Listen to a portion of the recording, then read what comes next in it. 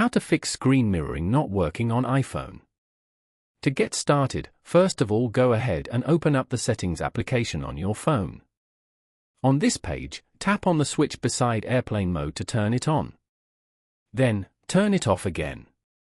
This can help to reset your phone's connection. If this does not work, go back to the main settings and tap on General. Inside the General menu, tap on AirPlay and Continuity. Now, tap on Automatically AirPlay at the very top. Here, change the settings to Automatic. This allows your iPhone to automatically connect to nearby TVs or speakers when you're playing content from apps you regularly use with AirPlay. Your iPhone will now automatically AirPlay to compatible devices without prompting you. Again, go back to the main settings page and tap on General.